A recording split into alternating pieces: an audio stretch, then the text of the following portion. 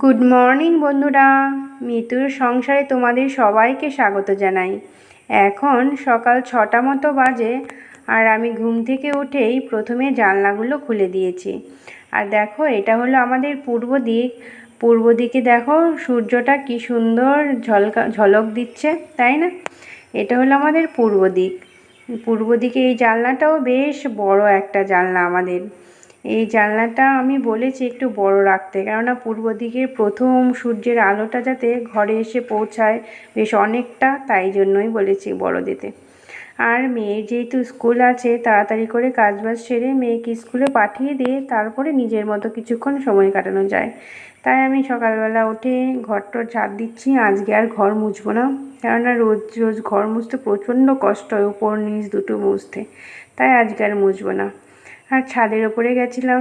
ছাদের ওপরে গিয়ে দেখি ধান মেলা হয়ে গেছে, আর একটু ধানে পা দিয়েতে গেছিলাম, পাটা দেওয়া হয়ে গেছে। তারপর ভাবলাম একটু ভিডিও করি, তাই ভিডিও করলাম।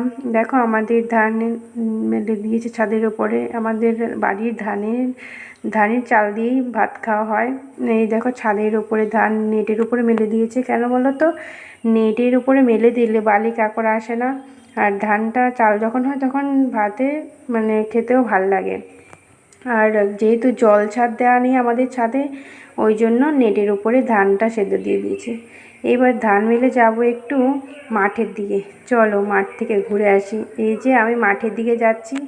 মাঠে যাব একটু আমাদের আম বাগান, কচু বাগান এসব একটু দেখাই, চলো। এই দেখো যেতে যেতে একটা উচ্ছে গাছ আছে, চলো সেই উচ্ছে গাছটা দেখে নিই। এই দেখো, এই উচ্ছে গাছটা কিন্তু আমরা বুনিনি, উচ্ছে গাছটা লাগাইনি, উচ্ছে গাছটা কিন্তু এমনি এমনি হয়েছে।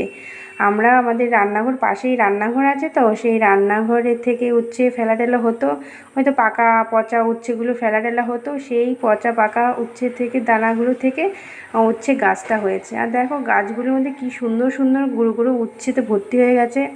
এটা হলো মেইন উচ্ছে। আর একটা আছে করলা উচ্ছে, ওটা একটু বড় বড় হয়। আর যে উচ্ছে এটা, এই উচ্ছেটা হয় ছোটো ছোটো।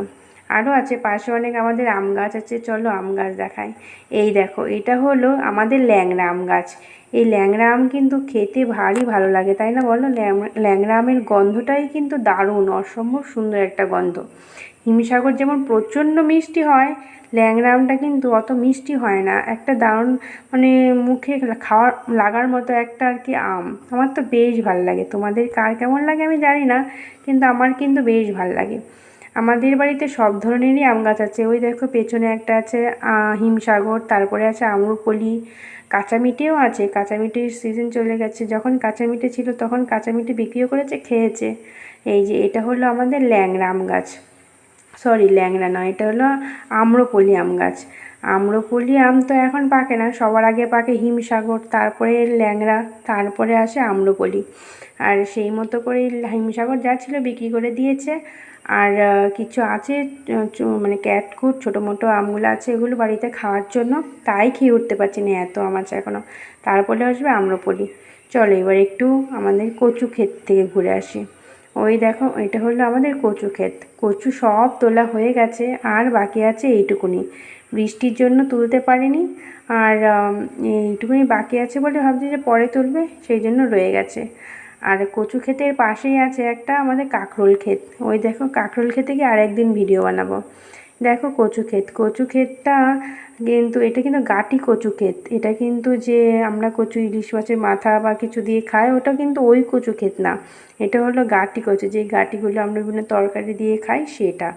এই কচু কিন্তু শাকও খাওয়া যায় না, কোনো কিছুও না। এই কচু শুধু গাটি খাওয়া যায়। আর খাওয়া যায় বলা থেকে, এই যে ফুল হয় এই গাছে, কচু সমস্ত কচু গাছেই ফুল হয়, এই যে এই ফুলগুলো বেশ খেতে ভালো লাগে। ফুল সেদ্ধ দিয়ে কাঁচা লঙ্কা কাঁচা তিল দিয়ে মেখে গেলে দারুণ লাগে। তোমরা কে কে খেয়েছো জানিও কমেন্ট বক্সে। খেতে কিন্তু দারুণ লাগে। আমিও কিন্তু কোনো দিন খাইনি বিয়ের আগে, এই বিয়ের পরেই কিন্তু আমি প্রথম খেলাম শ্বশুরবাড়িতে এসে।